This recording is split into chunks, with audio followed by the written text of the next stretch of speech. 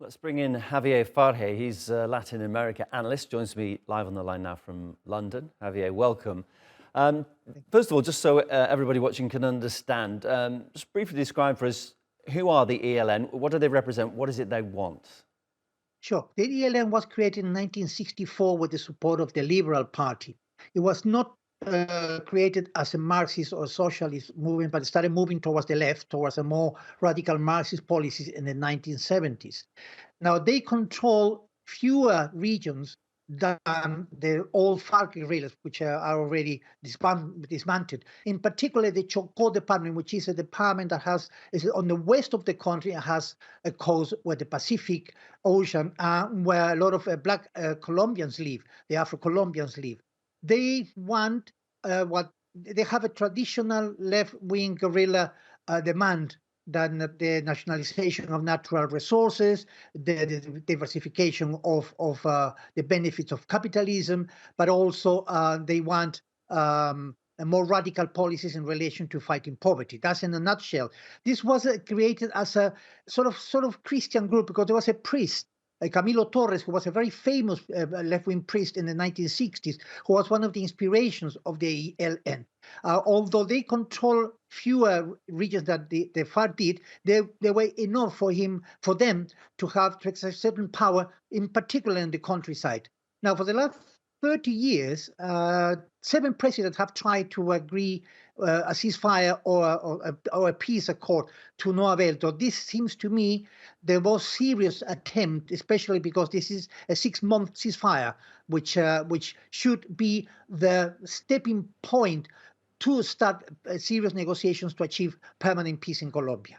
You say it's an important ceasefire, a significant one. There was, for me, a remarkable line in that report that we just played that said that both sides have agreed to stop attacking civilians. How bad has the lawlessness gotten that such an agreement needs to be made? Oh, extremely bad, extremely bad. I mean, there were areas in Colombia where the state didn't exist. Before the FARC, now the ELN, they control vast areas in the countryside, in particular on the Pacific coast of Colombia, where they were in charge of everything. The state didn't have any presence there, and in some cases, it was left to private companies that operated there, like oil companies, to actually behave as if they were the state. So they were everything with the state. There were no go areas for the state. And of course, the repression was extremely brutal in those areas when the guerrillas tried to attack the army. So, and the kidnappings happened all the time because they needed money to be able to sort of fund their activities. Now, with the ceasefire, they're going to have to stop that. Now, there is a very important element on this, my dear colleague, is the fact that they have created what we call the mechanism for verification and monitoring.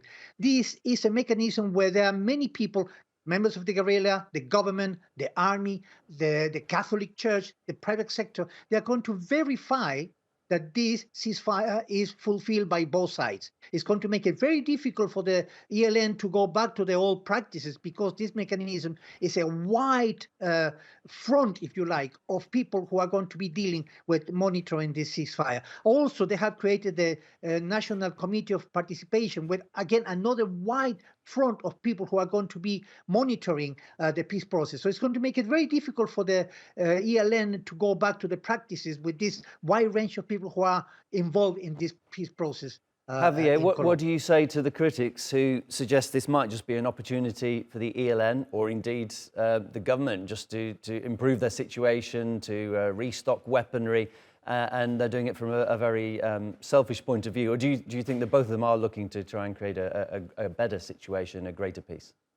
Well, the creation of these 2 committees, the National Committee of Participation and the Verification and Committee, which includes the UN, by the way, is going to make it very difficult for the ALN to do what they want to do, because they have created this wide range of people in every department of Colombia, in every single department of Colombia. So it's got not only people in Bogota, the capital, but also in the regional sort of centers of the guerrilla. What they're going to be monitoring this is going to be the army, it's going to be the local communities, in indigenous people. So I know it's difficult to understand the situation because people are skeptical about it, but people thought the same about the FARC, the peace process for the guerrillas of the FARC. And look where Colombia is now. They are gone now.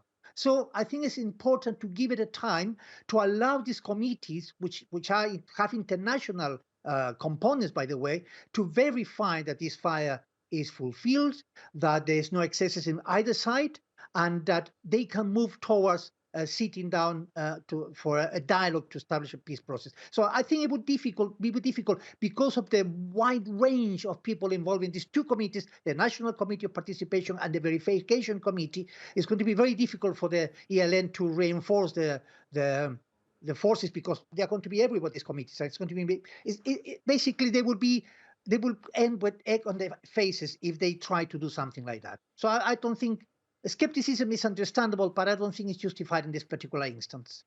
Javier, really enjoyed getting your insights. Latin America analyst Javier Farje, my guest there. Thank you.